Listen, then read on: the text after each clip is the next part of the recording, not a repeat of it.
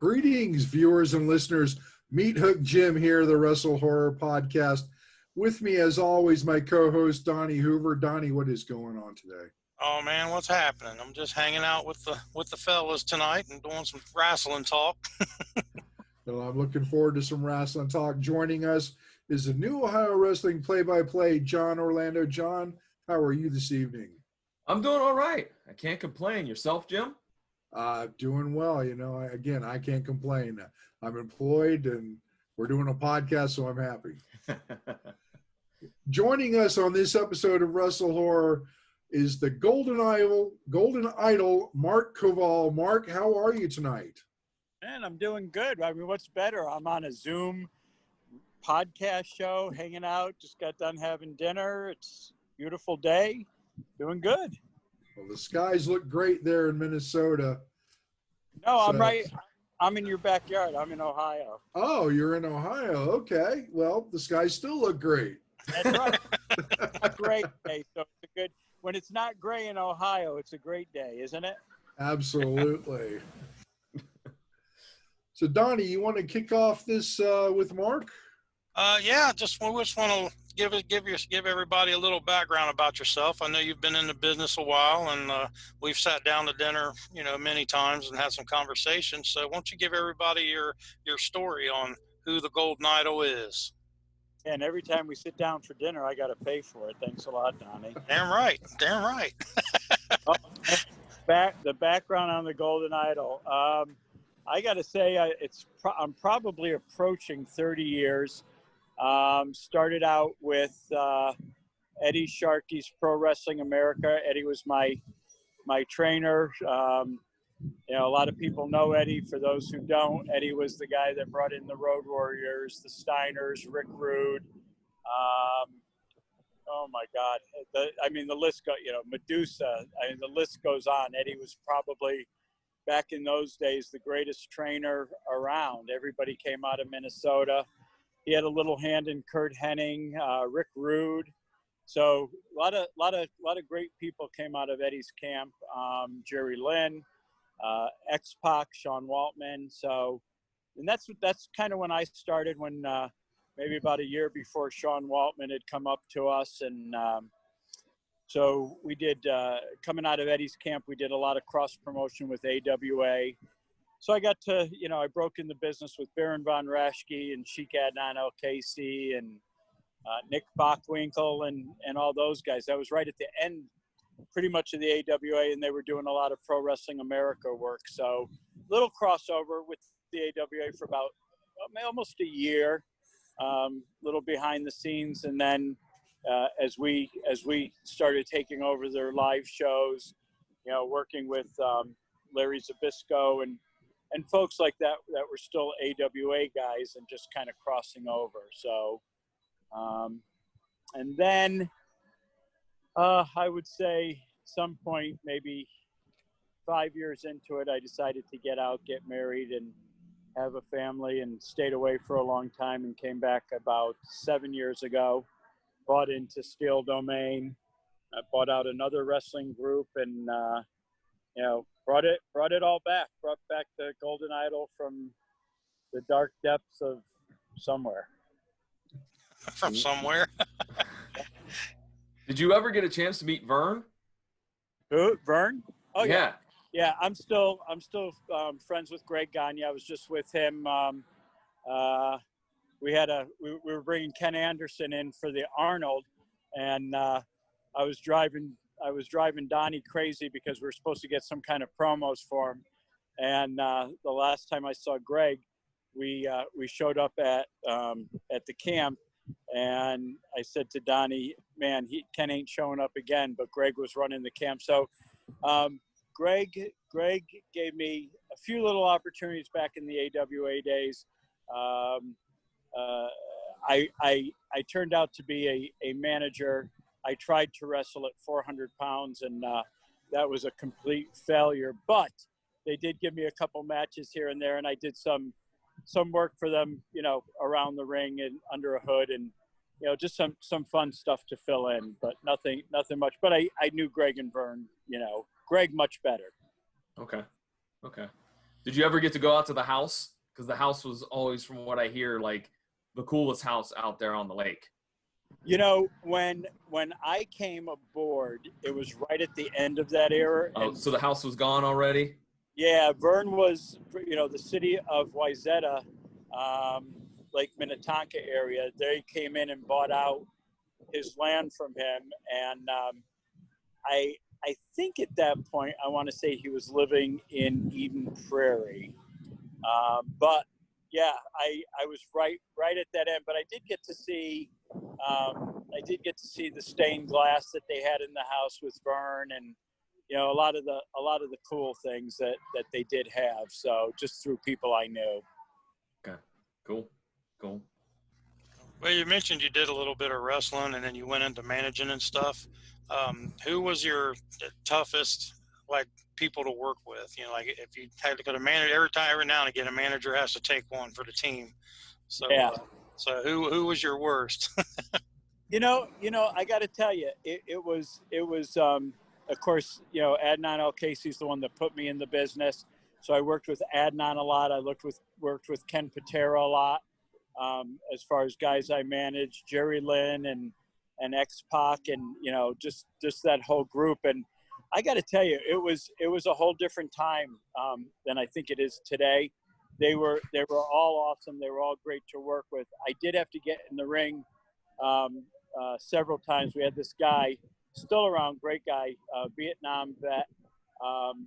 His story paralleled the movie Born on the 4th of July. And we did a whole segment on that where, you know, I'd go on TV and say that we lost the Vietnam War and pissed off a lot of veterans. So we had a lot of heat in Minnesota, and the TV station got a lot of heat. But Tommy Farrar was a real, true, tough guy. And he was so stiff in the ring that I'd go back down to the locker room, and from his chops, my chest literally was bleeding. So take one for the team. Every time I got into the ring with Tommy, I had about 6 or 7 shots of tequila because I knew it was going to be brutal. And Prepared for it. I mean, Tommy believed everything about wrestling. I mean, he would have been a great MMA fighter. He went on to train back in the day when Solid Gold was big. He trained all the lady boxers, and all over the world he went and trained boxers and wrestlers for Solid Gold. So, but he was a true legitimate badass, and he hurt you when you got in the ring. Wow. So, in your opinion, Mark, you said you made the transition over to being a manager. What makes a good manager?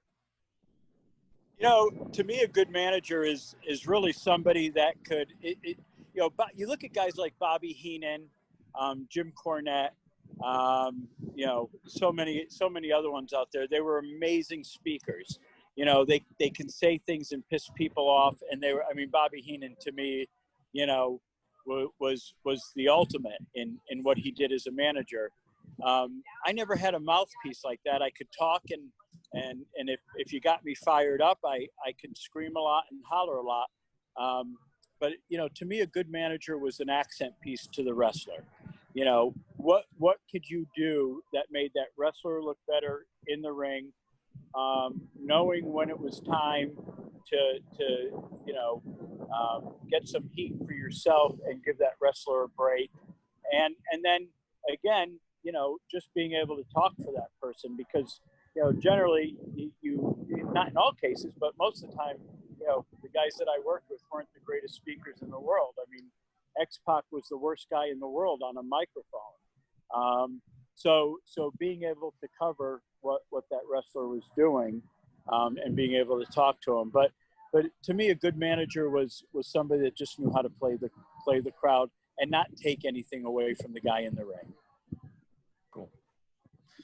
Good point. I think that's one of the things that at the independent level we oftentimes see when there's a manager. They don't know that what they're doing is not what it's taking away from the match, and you're being a distraction rather than having the focus on the ring, having the focus on the competitors. So I think that's a skill that's somewhat lacking.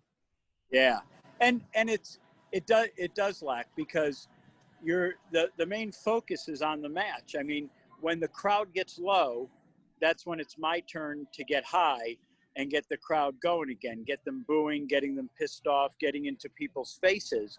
You know, I was always one that it didn't bother me to get right in the audience face and provoke them and get them loud again. But during the match, if you're getting somebody to turn their attention to you when the match is hot, you're making a big mistake because you're taking away from the guys that are actually busting their ass inside the ring. Mm-hmm. Mm-hmm. So that's my theory. All right, well, stepping aside from that for a minute, let's move on to Steel Domain.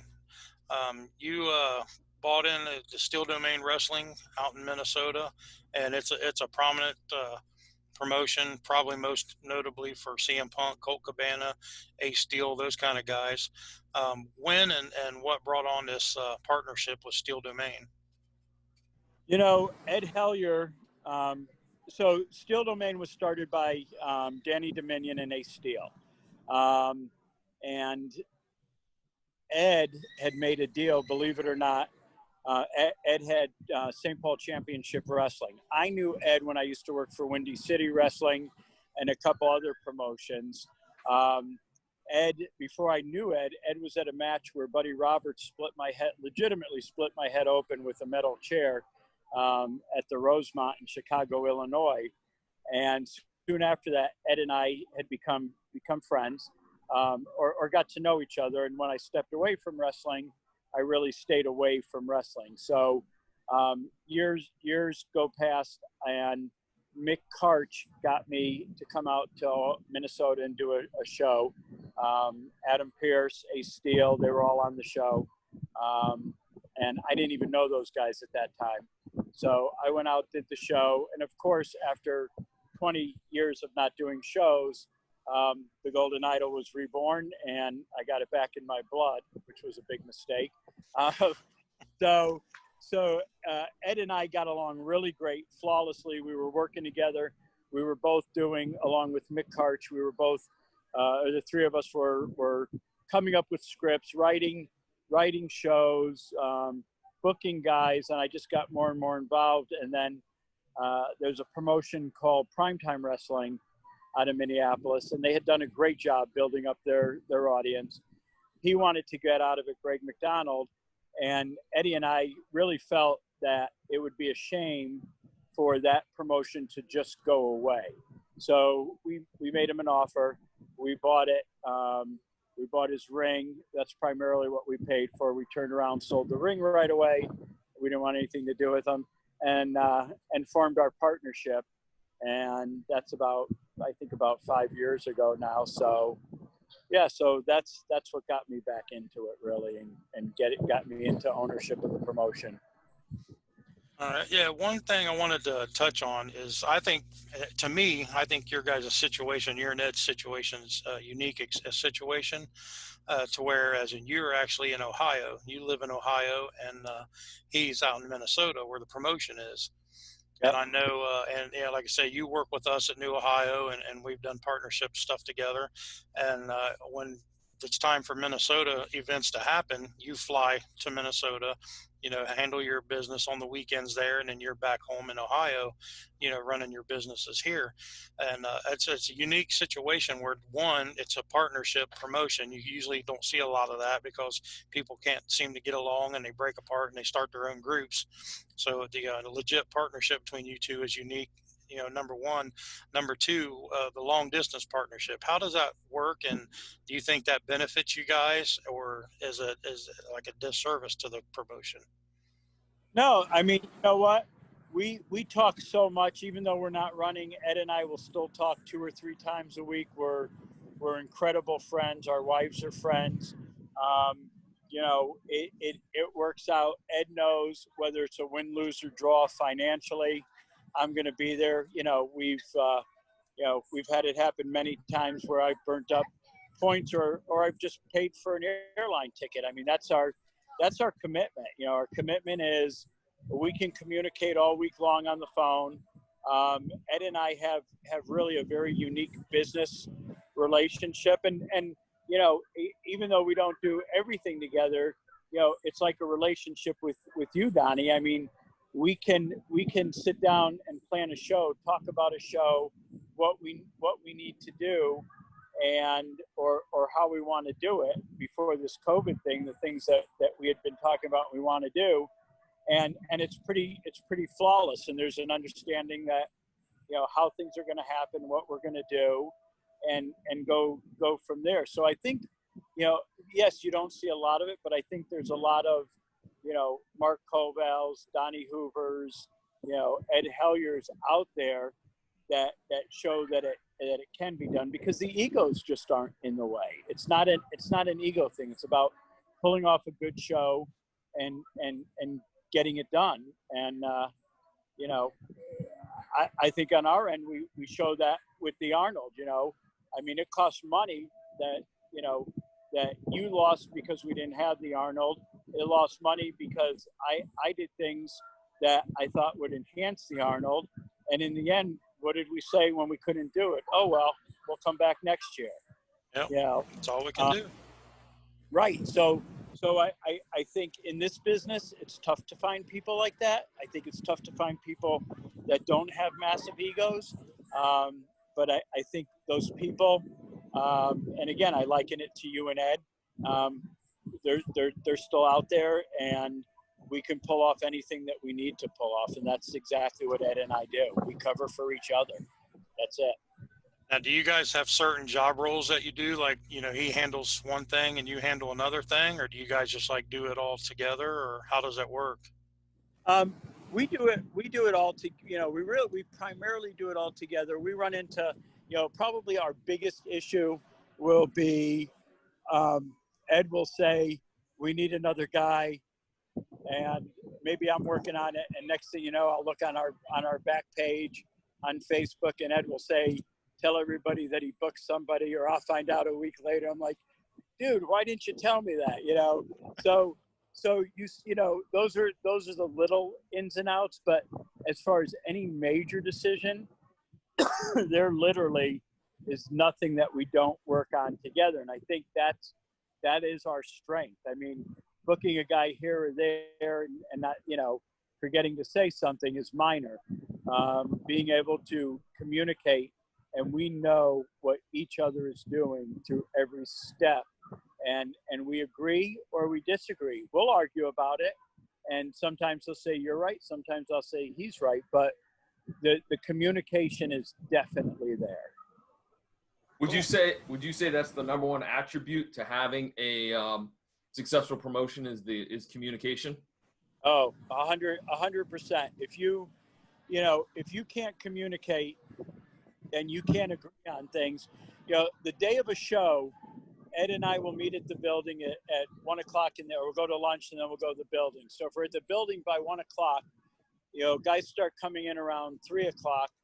I mean, and as each guy comes in, we take our guys and we sit down. It's either Mick Karch or myself. We give them the layout. We tell them what's happening, and we leave them alone from there. So, Ed doesn't step on our feet. What's happening behind the scenes, and for TV, he'll give his suggestions. We'll talk about it. We don't bug him with what's happening in the front of the house. And yeah, it literally just works that well. That's cool. Being a manager, I'm going to go back to that for a minute. You probably have worked with lots of talent. And can you maybe just give us a little insight into when you see a new talent, what do you look for in that talent? I'm sorry, there was noise behind me. No problem. When you see like a new wrestler, when you see a new talent, what do you notice most about that individual? Is there a key thing that you look at first, like physique, or do you look at charisma first, or does it vary based on person to person? You know what? We get a lot of new kids out of Ken Anderson's Pro Wrestling Academy. And, there's a couple that stick out to me. Brandon Gore, big, looks good, good personality, works well in the ring, understands, the art of wrestling. So that sticks out to me. The next thing, which is one of the things I love, you need guys that can wrestle good, but there's also those guys that are they're good wrestlers, but they have an amazing personality. We have a guy, he went by the system, and he played the violin, and he was great on the microphone. Not the biggest guy, but his personality and what he did in the ring and the entertainment factor was just amazing. So I try to look at everything. I mean, how do they lace their boots? Do they tuck the strings in? Do they have a good looking outfit? Does everything match? Things that I know the audience is going to look at and say, wow, that guy. It's not, today's world is so different. Back in the old day, you look at a guy like Jerry Blackwell, that was this big, fat, huge guy, and looked like crap in the ring, but he was an amazing wrestler. Mm-hmm. And he was so talented. Or God rest his soul, Kamala, who just passed away. I mean, that guy, how big was he that could come off the top rope and fly through the air? Those were amazing guys. So you look at so many different things, but I like the guys that can entertain the audience. I mean, I think that's 75% of wrestling. Can you entertain them and keep the audience occupied? Yep. I will admit that's the first time I've ever heard anybody say that you look for people that tuck their laces into their boots. I've honestly never heard anybody say that before. I was taken back by that as well. Yeah. Because if you went to school in the 60s, 70s, 80s, and before, the first thing, when I started with Eddie Sharkey, the first thing that he taught you was how to dress and how to put on your boots and how to look professional. And one of the most important things that he used to say is you had to tuck your shoelaces back into your boots. And if you look at guys, if you look at Shawn Michaels and you look at, guys that all came in the early 90s and 80s, you look at Ric Flair and those guys, look at where their laces are. You don't see them hanging out. They used to say that's a hazard. If you didn't wear your pads right, it wasn't right. And if we weren't allowed to wear if you got in the ring with a pair of tennis shoes, Eddie Sharkey would charge you an extra $500 for that day and send you home and not let you come back until you paid him. I mean, it was a whole different world. So, but that's how we were taught. We were literally taught how to lace our boots. You ever see anybody in the locker room with their laces out and you just want to say, hey, tuck your laces in, asshole? all the time. It makes me insane. I hate seeing, I mean, again, it depends on the character, but I mean, I used to be 400 pounds, a sloppy guy, not dressed right, not clean, not getting in the ring the right way. That used to make me insane. Mm-hmm. I think it's all important because you're protecting the sport, and you don't see a football player go out on the football field with no helmet on. I mean, you just got to do things the right way, as far as I'm concerned. I agree. When you trained with Eddie, can I ask, the infamous story always was that he had a very small training school, and you had a wall on one side of the ring. So you would run the ropes. If you ran like this way, you would run into the wall possibly. Was that still the same setup, and is that accurate? Yeah, so we when I went to Eddie's camp, he had moved from the old building, and the new building, Ron Peterson, who is a pretty well-known boxing promoter in Minnesota, he was our ring crew as well. We worked out in his gym. We were on Hennepin Avenue, right in the heart of Uptown, and our school had a little bit more room in it, but yes, okay. On one side of the ring, it was close enough to the wall that a big guy like me at 400 pounds, if I ran the ropes that way, I was definitely hitting a brick wall. Yep. I'd have paid to see that. Well, and the other thing is Eddie Sharkey, as great of a trainer that he was, Eddie never got in the ring and trained you. It literally was all the guys. You went to Eddie's camp not because it was you were going to get this amazing training. You went to Eddie Sharkey's camp because you knew who came out of it, and your training was going to be okay, but you were really going to learn when you started working on the road with them. Okay. You have any interesting road stories? Oh, ones that you feel comfortable sharing. Let's put that little asterisk next to it. So, probably one of my favorite stories. Eddie, I'm still friends with Eddie today, and Eddie is an amazing character. Eddie used to love to dine and dash. So we were going to. I think we were going to North Dakota or somewhere. And in the car, I was driving. It was me, Eddie, Adnan El-Casey, and I think it was either Charlie Norris or Ricky Rice from the top. It was Ricky Rice and Derek Dukes as a tag team back for the AWA. I think Ricky was with us.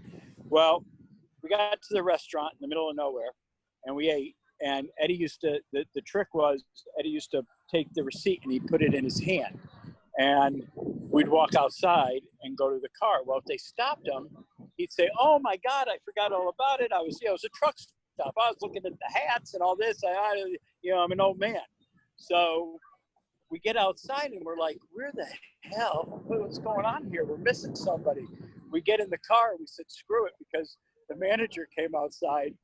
Adnan comes out of the bathroom, gets outside, and he's screaming, "You mother son of a bitch, you leave me behind." So Adnan got stuck paying the bill. And anybody that knows Adnan, I love him to death, and we're still great friends. But man, that man could make pennies stretch like nobody's business. And he was pissed. So that's the cleanest, easiest story that I could tell you. But, to sum up stories of the road, we had, like I said, it was a young group. Ricky Rice, Derek Dukes, Charlie Norris. Charlie went on to wrestle with Sam Houston as a tag team, and Charlie was a legit Indian. But Sean and Jerry Lynn and all, and it was just a really fun group of guys. So whether you were out drinking or doing whatever, nobody ever got arrested. Nobody got in trouble. We probably dragged a few bodies home back to the hotel at night, but it literally was a really great group of guys. I mean, even if Baron was on the road or Chris Markoff or Adnan, they were just really good. It was, again, different world. They were just pranksters, but good people. When you say drag bodies back to the hotel, it's because they were intoxicated, not because they had died. And probably, sadly, given some revelations over the last couple of weeks, we probably need to state that, right? I mean, yeah, we never lost anybody to anything except for maybe passed out from something else. Sure, there you go. Just yeah. If you had said that 3 weeks ago, no problem. But we might need to clarify now. Yes, thank you for clarifying. I've got to say, Mark, that you've brought up a lot of names that just bring me back to my childhood. Going back to Baron von Raschke and Ken Patera and Nick Bockwinkel. You've dealt with a lot of these guys. How did you feel? I mean, who was the best on the mic when you were working with them? I'm very partial to Adnan. Our relationship. We were friends before wrestling and after wrestling. I always loved Adnan because, being originally from Baghdad, Iraq, and the accent, and when he tried to speak English, the words were hilarious. But Nick Bockwinkel was always amazing. But guys that I consistently worked with, I loved when Baron would get on the mic. I think he was amazing. Ken Patera, he had an amazing way about himself, talking to a crowd. But I would probably say that back in that time, I would say my top two probably would have been Baron and, oh man, Nick I only worked with a few times. I would really say Baron and probably Patera. I mean, Patera got loud and obnoxious, and it was Jim Bronzell. Jim Okay. Bronzell as a single wrestler, he was very subdued, but his interviews were very, very solid. Okay. All right. So, but again, it was a different interview back then. I mean, Sure. those guys were all characters, I mean, they didn't have to do, it wasn't like, hearing The Rock or John Cena today, Right. Yeah. So what would you do if you came across some new talent that was really good in the ring, but just had zero mic skills?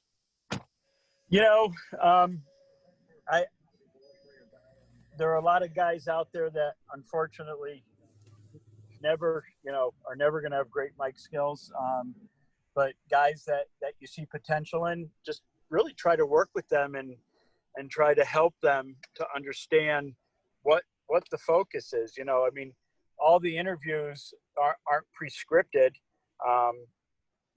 Did I lose you guys? No, We're you just still your here. video We got turned off. audio. We don't have video, but we got audio. Okay, I'll get it back. Hang on. There Sorry. you There you go. There you go. Yeah, I think it's just more coaching, talking to them, and making them talk on the microphone, and then when they're done, critiquing them and letting them know, it needs to be a little bit different and what might enhance that. So, but keeping them off the microphone is a big mistake. Okay. Is the art of managing dying? Because, I mean, I don't think nowadays we have as many managers as we did when I was a fan growing up and whatnot. There's no Bobby Heenan's, there's no Jimmy Hart's or Gary Hart or Adnan. It seems like we're getting to a point now in wrestling where a manager's kind of not around. Yeah, it is dead. Unless it's the independent scene, it's 100% dead. And I'm glad it still exists out there on the independent circuit, but it's definitely a lost art and a shame, because I think in the days of Bobby Heenan and those guys, it was a great enhancement tool. So, I don't watch a lot of wrestling anymore, but I did watch. What was I watching? What's the new one? AEW. Yeah. It's nice to see Tully Blanchard. It's nice to see Arn Anderson and Jake Roberts. I think that that's a smart move for them, and I think it's a cool move because again, I'm a mic guy. I don't always want to watch the wrestling, but I want to hear what everybody's saying. So I think it's fun to see some of that back. WWE, I think it's I get a big kick out of Paul Heyman. So of course, if he's on, that seems fun to me. And then using some of the wrestlers to come out, once in a while, I think is good. But yeah, it's a whole lost deal. Can I put you on the spot? Is there any managers on the indie scene that you really, really appreciate? I don't work with a whole lot of them anymore. Okay. There, years ago, there definitely was. As far as today, other than seeing them on Facebook or meeting them at Cauliflower Alley, there's a guy, I can't remember his name. There's a guy out of Chicago that I think is pretty good. There's a guy that works for Herb Abrams out of St. Louis. Travis Cook, I think is his name. He's pretty talented. Other than that, I just don't watch as much of it as I used to. So it's tough to tell. Locally here, there used to be a guy that did it, Bobby Olson. Bobby was a good little talent. I worked with him a couple times for the promotion that Chris Ledbetter and TJ own. I can't remember the name of it, down in Middletown. But LSC. Yes, Yeah, thank you. yeah. So not a whole lot. I don't really know. Does Big Tom have any managers up there? I don't really remember ever seeing any. But He's got Ripper okay. Blackheart. Yeah, and I don't really know him. Yeah, so it's tough to tell. I get a kick out of I don't know if she still does it, but Onyx would bring his daughter out, and I thought that was pretty neat. Whether she was a great manager or not, but just nice that he involved her. So fun stuff like that I think is cool. But yeah, nobody that really sticks out that I know of anymore. Cool. Did you have anything you wanted to ask Jim? Well, I pretty much asked it. I mean, he answered the question I had was, the reason I asked about Mike and, new talent and the mic is my daughter. She's, like I said, she's been training with Cody Hawk. Yep. Right now she's really just waiting for things to blow over so she can make her debut, but she's scared to death of the microphone. Oh yeah. Yeah, you know what? A lot of people. I mean, even as many years as I've done it, and I think anybody will tell you, if I'm put on the spot, I always love a great lead man on the microphone. Mick Karch was one of those guys, and Ken Resnick that were great on the microphone to draw you out. My best interviews are with the two of them because they knew the questions to ask and how to keep you going. So to me, my best stuff was, if we use New Ohio Wrestling, we were out at that soccer thing, and it was a deal with Onyx, and something about I was going to get in the ring with Onyx, and I blew up and whatever. Those are the hot spots, and it makes it easy.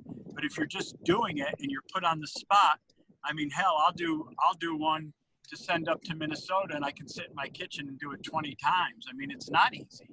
Right. But I think, she's at a great camp, and I should say that because Cody, I love Cody Hawk, and I've used him on a couple shows that I've done.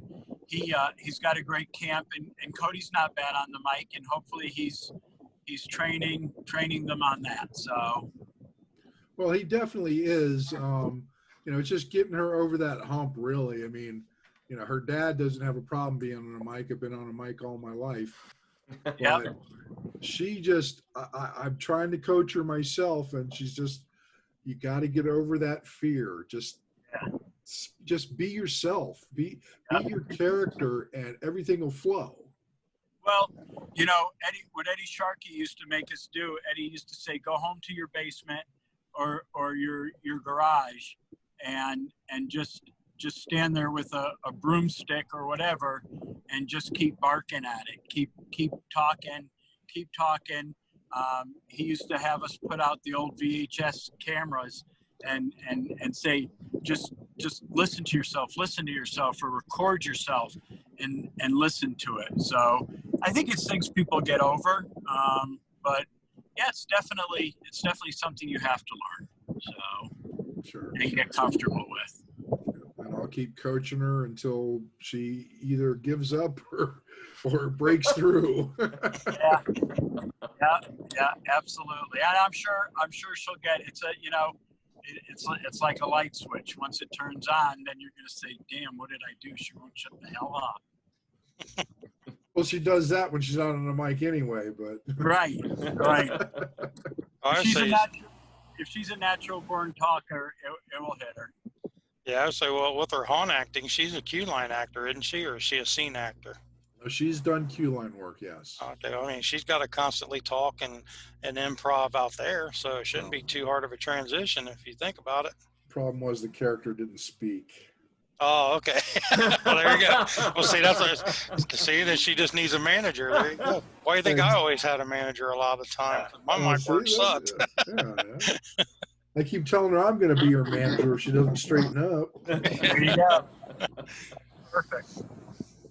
And that might be the answer. Maybe when she starts getting in the ring, she has a manager with her to keep coaching her along. So that's that's certainly something that definitely helps. Okay. So Some good food for thought. yeah. I mean, like I said, X-Pac couldn't, or back in that day it was 1, 2, 3 Kid. He Right. couldn't talk. That's why I was always with him, and he couldn't talk. I mean, he was horrible, and you listen to him today, you would never know that. I mean, he worked hard to become a solid talker in the ring. Oh yeah, you can't shut him up now. So Amazing. So, excellent, guys. Anything else for Mark? No, I'm good. Just a piece of advice. We usually narrow it down to what you're familiar with, so we'll stick with manager role. Just a piece of advice for managers out there. yeah, again, it's the same thing I say all the time. Learn your role and know your role. You're not the guy in the ring. Accent the talent in the ring. Don't take away from them. You're not, you become your own star by what you do and the way you behave. Don't take away from the talent in the ring. Just know when to use your talent and do it right. So you're like a supporting character. That's right. My job is to support the guy in the ring, take some heat off him, choke the guy, feed him to me. I get a little bit of heat, get the crowd back up and rolling. Talk on when the match is over, do the interviews, but let the guys in the ring have their high spots. You get one once in a while with a choke or a kick or, something dirty, brass knuckles or a chain or whatever it may be, and but in the ring until they're ready to use you. You're an accent. That's it. Okay. So Mark, you got any social media things where people can find out more about the Golden Idol and Steel Domain, that type of thing? Yeah, you can. Steel Domain Wrestling is on Facebook. We have I've got the Golden Idol Mark Koval Facebook page.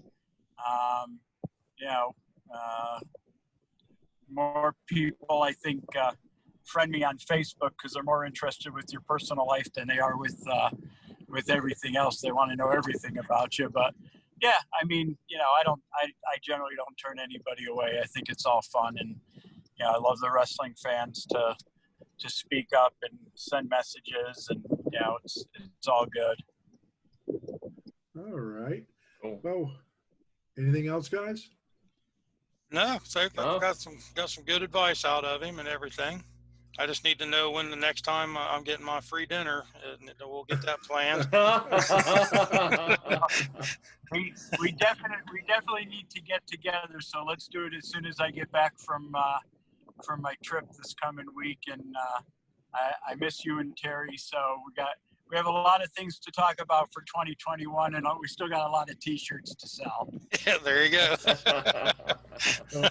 I'm definitely looking forward to meeting you in person, Mark. Hopefully sometime in 2021, hopefully at the Arnold. Yeah. That'll become a reality.